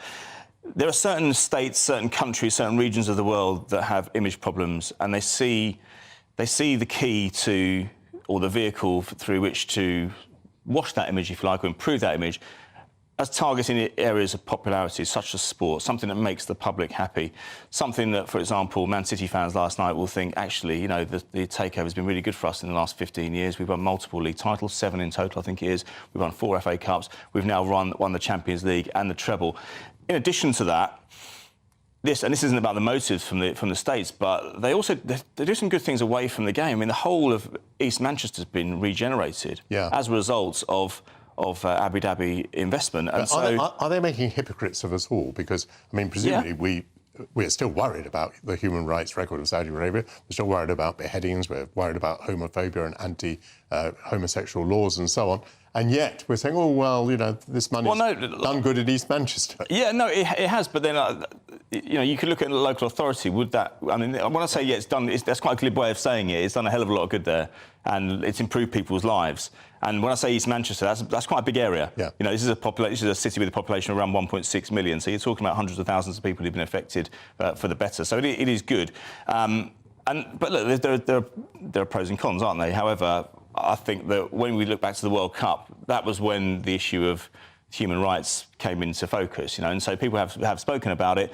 But sport, they're clever because they just sit back, the Saudis and the Abu Dhabi group and Dubai and everybody else, and Qatar even, because they're interested in Manchester United, they sit back and they throw their interest in there and they wait for the sport to bite. And they see these people and they look at themselves, there's nothing quite like sport to find people who love a pound note. And eventually it got them. It took a year for golf to roll over. Football, they target clubs that are success-starved. They target clubs that are desperate for investment. And so they're on a winning ticket, really, because they're going into Newcastle United, for example. This would be the Saudi investment goes into Newcastle. And they know they haven't had any success for a while. They hate the owners, who's the English owner. And they get them into the top 4, into the Champions League in the first season. They're going to achieve more going forward. What's not to like if you're a local fan? There's nowhere like sport to find someone who loves a pound note. That's a brilliant quote from Aidan McGee. And before that, we're talking to David Facey. In a few minutes, we'll be joined by the former Foreign Secretary, Lord Owen, to get his reaction to events in Ukraine.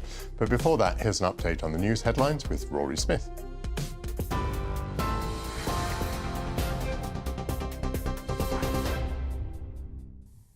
Thank you very much. Well, we're going to start with some breaking news this hour, and a boat carrying British tourists has reportedly burst into flames in the Red Sea. They were taking part in a scuba diving trip. The Foreign Office has confirmed it's in contact with Egyptian authorities. 12 other Britons are said to have been rescued from the boat. That's just off the coast of Marsa Alam. Well, local media is reporting that 3 people are missing. We will, of course, bring you more on this as we get it. Well, in other news, one of Boris Johnson's allies said the resignations of 2 Tory MPs was not a coordinated attempt to undermine the Prime Minister. Sir Jacob Rees-Mogg says there is no plot against Rishi Sunak and he believes he should remain leader. He also suggested Mr Johnson could return to Westminster, saying he could easily get back into Parliament at the next election. One always deserves blame for one's own mistakes. It would be absurd of me to pretend that Boris hasn't made mistakes. There was a man called Peter Wentworth who in the late 16th century was locked up in the Tower for saying in the House of Commons, "None is without fault, no, not our gracious Queen." The same could be said of Boris. None is without fault, no, not our gracious Boris. That is true of all of us. New yellow thunderstorm warnings have been issued as temperatures continue to climb across the country. The Met Office says the alerts affect parts of Scotland, Northern Ireland, England and Wales and will be in force until 9 o'clock tomorrow night. Well, temperatures are expected to hit 32 degrees today. That's the up-to-date, but you can get more on all of those stories by visiting our website. That is gbnews.com. Now, though, back to Michael.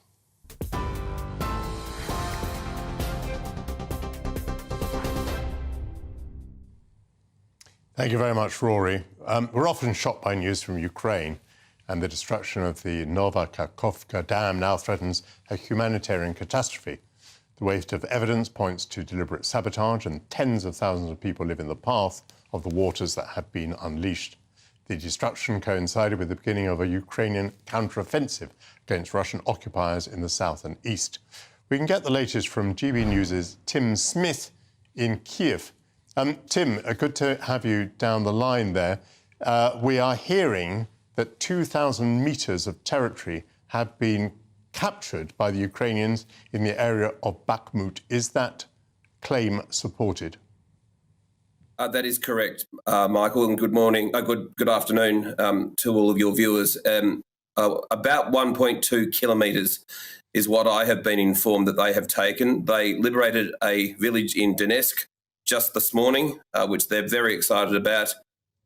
Look, this war is still, you would have to say, a stalemate, but the Ukrainians are holding the line and their counter-offensive is going to plan, I'm told.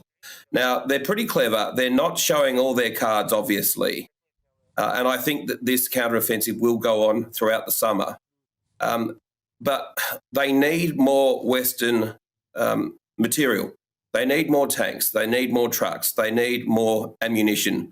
And the problem is that because the West has, and particularly Britain, has done a magnificent job in supporting the Ukrainian war effort, but because the West has stuffed around now for some months, particularly with F-16 fighters and other aircraft, it's given the Russians time to regroup. And the problem is that they've dug in literally like World War II. And the Russians are going to be very difficult to dislodge from the rest of the Ukrainian territory that they've stolen illegally. And we need to give them all that we can to drive the Russians out of their land.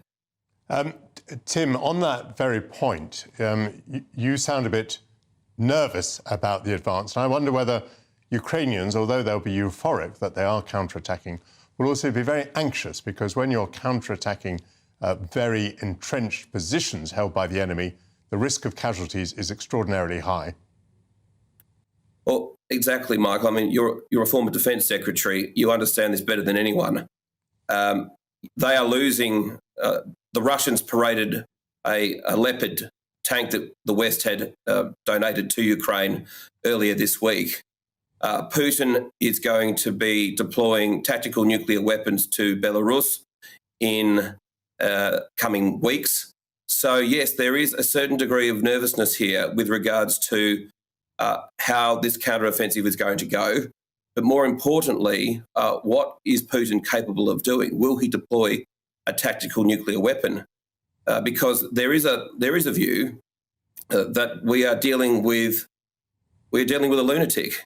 And you know better than anyone, Soviet military doctrine, which hasn't changed now under the Russian Federation, which is they don't care how many people they kill or are killed in battle.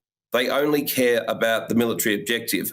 So you are dealing with an industrial military machine in the case of the Russians, who will stop at nothing to achieve Putin's aims, which are to destroy Ukraine, to reimpose the Russian Empire. And, the perfect example of this is destroying that dam. I mean, that killed Russian soldiers, the explosion. I mean, it washed Russian soldiers away to the point where they're washing up on the beach in Odessa.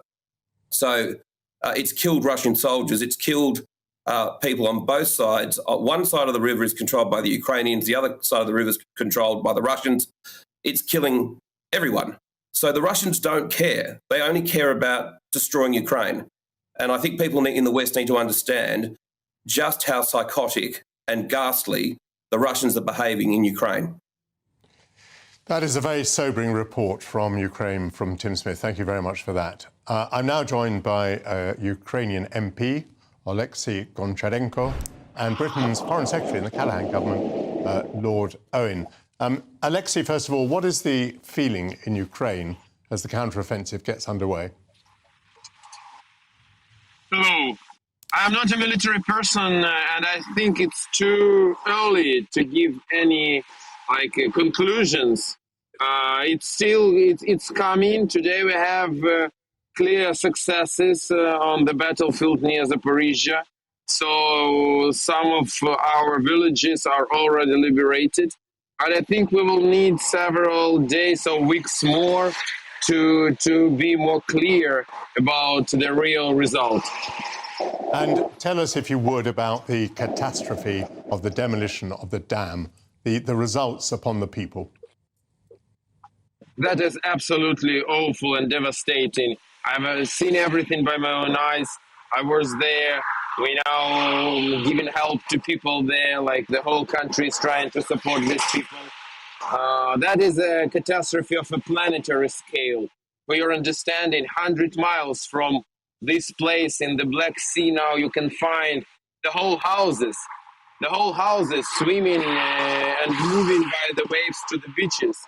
And unfortunately, not only houses, mines, chemicals, like animals, bodies of animals, like everything. So it's awful catastrophe organized by Russia because they don't care about anything, environment, people, absolutely. And the situation on the left bank of the river, which is controlled by Russia, is so bad because on the right bank, Ukraine organized evacuation, help to people, support. And on the left bank of the river, where Russia controls the ground, there is no any help to people. People are sitting on the roofs of the houses for days. How many are killed, we don't know. It's a real ecocide and genocide. David Owen, given what we've just heard about the humanitarian catastrophe, do you think Britain as a whole is engaged enough? I was thinking, and this point was made earlier by Oleksiy on a different channel, that the environmentalists really ought to be out there marching, oughtn't they, in protest to this extraordinary catastrophe that has been brought upon Ukraine by this military action by Russia, as we suppose. Well, it's an ecocide, and it is extremely serious, and we must take it like that. And they have definitely notched up this war in a very dramatic and dangerous way, the Russian government. And therefore, we will have to respond in NATO immediately on areas where we were, if you like, weighing the defensive nature of what we might do, we must come down now in favor of supplying arms and missiles with a range which can help them in their defensive battle. This is a defensive battle. We are not engaged in the war, but we are engaged in trying to ensure that Ukraine survives what have been 2 invasions. David, what is the next stage of ramping up NATO supplies to Ukraine? What are the vehicles or aircraft that you would see on the next list to be given to them? Well, the F-1 aircraft was the key issue, and President Biden has always shown reluctance to cross that barrier because he fears, obviously, that the aircraft could unwittingly stray into attacking Russia. But I think myself that judgment, which was a very sensible and wise one, may have to be urgently reassessed. And there are some other aspects of weaponry with missiles with a longer range, which we may have to look at very carefully and quickly. There's no doubt about NATO's arguments and decisions about that. A lot will depend on President Biden. He is the person who is arbitrating, if you like, on never getting into a third world war. But I don't think we need to take these threats from Russia about using nuclear weapons as anything more than threats. And I think they must know that if they pass that threshold, America's made it quite clear, at that stage they would enter into it, not by exchanging nuclear weapons, but by using conventional weapons. Now, we must not cross that barrier. This must not be allowed to become a third world war. But the way to stop that is a decisive response to this ecocide. The flooding of the territory, incidentally, I think has hurt Russia in some respects. But where they are fighting, and we heard the earlier report of fighting, they're not affected by this. And that is going to be a very difficult struggle, and the Ukrainians know about this. We must stop getting too much into the detail. They're not going to divulge their strategy. We must trust them to make the best decisions and help them in every way we can. And you mentioned public opinion, Britain. Look, I think the British people are fully behind it. I mean, for the last year, my wife and I have had in our garden cottage an Ukrainian family of 5. They went back, amazingly brave, going back because they felt that their 2-year-old son needed a father. Now, these are courageous people, and I believe the British people recognize that and are prepared to see their government give every assistance short of involving ourselves in a war. David Owen, it's a while since you were Foreign Secretary, but you still speak with a very powerful voice. I thank you, and also Tim Smith and Alexei Goncharenko. Thank you so much, and very good luck to you, Alexei. After the break, we'll be joined by the foodie filmmaker and podcaster Hannah Harley-Young. Stay with us. I joined GB News because I was sick and tired of not hearing my views being represented, not just mine, but so many people that I knew and spoke to. I just couldn't get my voice out there. I couldn't say anything. I couldn't do anything. Whatever the narrative was, I kind of had to follow it. GB News is there to provide a voice for those who have been ignored by the establishment media. We think different things. We've got a different style. GB News is here to be optimistic and positive about the future. It's real kind of dynamic and flowing, with the audience very much at the heart of it, like a big family. Here at GB News, we talk about the things that matter to you. Hearing the voices from right across our towns and cities, especially our towns. All sides of the argument represented with a heavy dose of opinion. We're on a mission here to make a difference. And the GB News family really is here for you, and whatever time of day you can watch or listen. Britain's watching. Britain's watching. We're proud to be GB News. The People's Channel. Britain's news channel. I'm Mark White. As GB News Home and Security Editor, I cover those key issues that are so important to you. Our authorities, our communities doing all they can to combat violent crime. With the public services under unbearable strain, why are we still failing to control our borders? Defence, the first priority of any government, has been continually hollowed out. Can we trust our politicians to protect the armed forces? Join me, Mark White, on GB News. Monday to Thursday, 9 p.m. till 11 p.m. Join me, Dan Wootton. I'll bring you the sharpest takes and hottest debates. Do you not believe in prison? I don't believe in prisons. I'm completely stunned. I guarantee you there'll be no spin, no bias, no censorship. I actually was personally quite offended by it. And no reason to go to bed. So I guess they've always been quite woke. That's Dan Wootton Tonight on TV, radio and online. Monday to Thursday from 9 p.m. till 11 p.m. on GBNews. The People's Channel, Britain's news channel. You've probably seen politicians interviewed 1,000 times, but we do it differently. We find out who they really are, we don't shout, we chat, and hopefully we bring a bit of light, not just heat. Did you know Kate Moss? Apparently. Do you have a pair of jeans or a pair of jeans? No, of course I don't. What would I do with them? My friends are like, oh my God, what's she doing now? Join me every Sunday at 6 for Gloria Meets, only on GB News, the People's Channel, Britain's news channel. Start the day with GB News. We catch up on all the big stories you didn't hear the night before. And take a look at what the world's talking about this morning. That's right, Monday to Thursdays from 6 o'clock. It's Breakfast with Eamon and Isabel. Straight after breakfast, join us, Bev Turner and Andrew Pearce. We're going to take you through till noon. We'll be tackling the big topics of the day, including the things that the other channels just won't talk about. If it's happening here. Wake up to mornings on GB News. The People's Channel. Britain's news channel.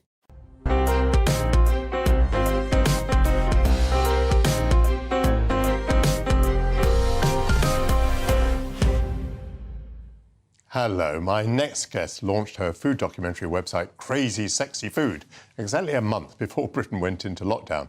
But ever resourceful, as many of us confined to our homes became more domesticated, her food podcast was catapulted into the top 10 in the United Kingdom. After 9 seasons, Crazy Sexy Food is a regular treat for food lovers and an entree for those following the food scene in London in particular.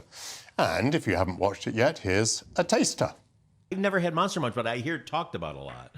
Would you like to try one? I would very much like to try some Monster Munch, please. Okay, this is a first. Do you like them? I love them. I love them. I love anything like that. Loves a Monster Munch. That is not hot. I can go hotter. Show me what you got. It's starting to creep up the throat a bit. Yo, get you on your lips as well. What have I got myself into? Okay. There you go. You had to turn around and say, "Oh, that's not hot." Well, that is quite good. Yeah, just. The lovely people at Magimix have entrusted me with my own branded blowtorch, so whatever happens from now onwards is nothing to do with me. We can there start. There we go. I love it. And you've been a bit philosophical. I love it. We got deep really quickly there. Oh, it's a coffee love. It's very strong. Is it Mexican? No, I think it might be Colombian. It's as much fun as Great British Railway journeys. Hannah Harley-Young, welcome to GB News. So we can see from that it isn't a standard sort of celebrity chef podcast. So what is it?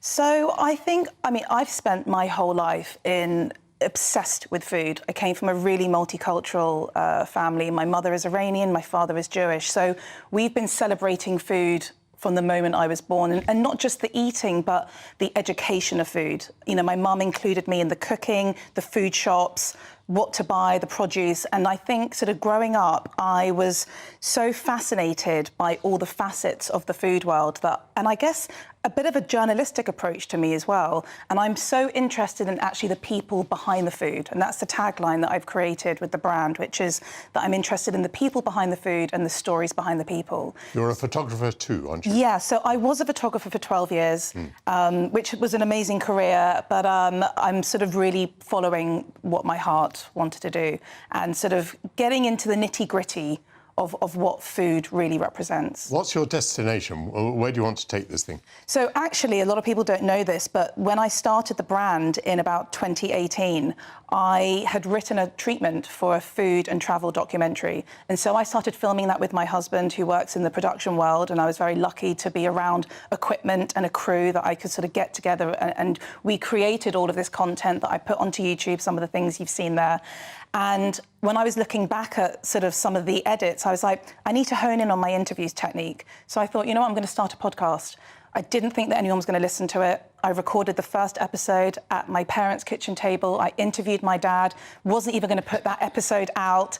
And next thing you know, I launched the podcast in the February of 2020. As you said, we went into lockdown, a few weeks later, and within a month, it was in the top 10 in the UK. What is the destination? Travel documentaries? So the destination really is... So the podcast has kind of given me this platform, yes. and people now know about it. But the destination is very much wanting to create interesting, insightful content for TV, documentary and travel, a little bit like what Anthony Bourdain was doing. That's what I'm really interested in. You're talking about going to travel documentaries. I must warn you, it's a very crowded field and highly competitive. You have made the assertion that London is the best place in the world for food. Absolutely. Why and how? Well, first of all, we live in an incredibly multicultural city, and with that comes incredible cuisines from all around the world. I'm very lucky to travel around, but I think right now this city is the absolute place to be.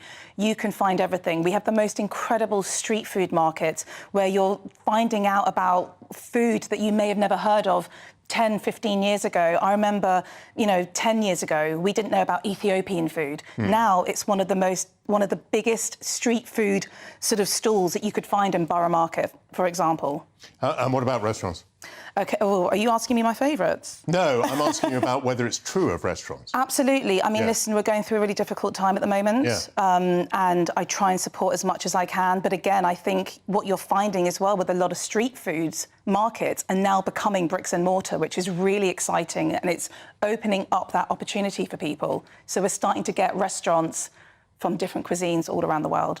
But what about the people? The people aren't so invested in cooking, are they, in London? I mean, I just think about the absence of decent fresh foods. I'm lucky I've got a fish market near me, an open-air fish market. But so many people don't have access to fresh fish, find it quite difficult to buy meat except in a supermarket wrapped in polythene. I mean, are the people also engaged in this revival of food?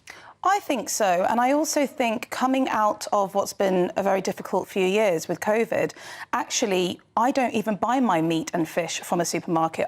There's a lot of online websites that come straight from the producers, and that's what it's all about. The prices are better. You're supporting sort of the fundamental sort of root of where all of this produce is coming from, and I think that's really important. You have to be in when the delivery comes. Yeah, they'll leave it outside if you're lucky. I had a trout arrive the other day and it was just tossed over the garden wall. Luckily, I came back within 6 hours. It was just about salvageable. So you think there is this interest? I do. I really do. And I think that people, again, it's a tough time at the moment. People are struggling a little bit with money and whatnot. So we are resorting back to cooking and we're going back to basics, and that's really important. And I'm so happy about that as well. Back to basics. Now, that's a slogan that was characterised a Conservative government that I was involved in that didn't go so well. But I know that you mean it very well, and I'm sure that back to basics for you is going to be an absolutely excellent thing to do. Stay with GB News for Emily Carver. She'll be here at 1 o'clock. I'd certainly like to thank you, Hannah, for coming in. It was great to see you. And I thank all the guests who've been on the show today. I will be back next week, and I look forward to that very much. Until then, it's goodbye. Hello there, I'm Jonathan Vautry here with your latest GB News weather forecast provided by the Met Office. It's certainly turning into another hot one again today. We're feeding in the heat from southern areas of Europe, and that is helping those temperatures climb once again to around 30 degrees Celsius in places. The sunshine that some of us have had as well is helping to develop some thunderstorms and heavy showers throughout the rest of this afternoon and into the evening, so do be aware of some tricky travelling conditions. Torrential downpours and hail is possible. Most of those showers will tend to ease off overnight, but we've got to watch out for this band across southern areas of England and then into Wales as well that could still provide some heavy rainfall overnight. For all of us, though, it's going to be another muggy one. Temperatures not dropping much below the mid to high teens. Bit of a murky start to Monday for southern areas of England and also far north of Scotland, where there is a little low cloud around. That could linger along some coastlines throughout the day, but elsewhere inland, a lot of sunshine to be had. That coming with high UV levels, and also pollen will be high as well. Into the afternoon, once again, some thunderstorms and heavy showers developing, particularly western Midlands into Wales, western Northern Ireland and parts of Scotland as well. Another very warm day as well, temperatures widely in the mid to high teens. Into the evening again, the thunderstorms still rumbling on for a little while, but they'll eventually clear down more widely into the overnight period. The clouds still lingering along some coastal areas, but inland we'll see some clear spells, but it's still going to be feeling quite humid and muggy nonetheless as we start off Tuesday. Generally, though, we'll see fewer showers developing on Tuesday compared to recent days, and that is because high pressure is trying to reinforce itself from the northwest and helping to settle things down. There'll still be a fewer around, particularly across the far west, but generally as we head towards the middle part of the week, more of us will be seeing widespread sunny intervals and a lot of dry weather. Temperatures will just take a slight notch down, but it's still going to be feeling very warm. Bye-bye. You've probably seen politicians interviewed 1,000 times, but we do it differently. We find out who they really are, we don't shout, we chat, and hopefully we bring a bit of light, not just heat. Did you know Kate Moss? Apparently. Do you have a pair of jeans or a pair of jeans? No, of course I don't. What would I do with them? My friends are like, oh my God, what's she doing now? Join me every Sunday at 6 for Gloria Meets, only on GB News, the People's Channel, Britain's news channel. I'm Andrew Doyle. Join me at 7 o'clock every Sunday night for Free Speech Nation, the show where I tackle the week's biggest stories in politics and current affairs with the help of my 2 comedian panellists and a variety of special guests. Free Speech Nation, Sunday nights from 7 on GB News, the People's Channel, Britain's news channel.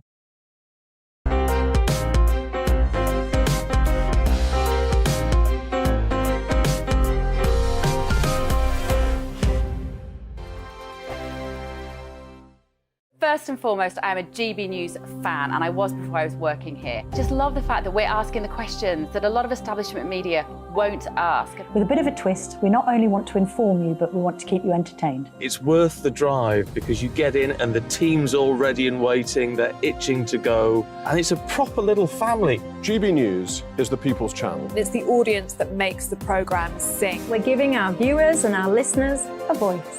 I see the thousands of your letters, tweets, emails, you name it, coming in. Britain is broken.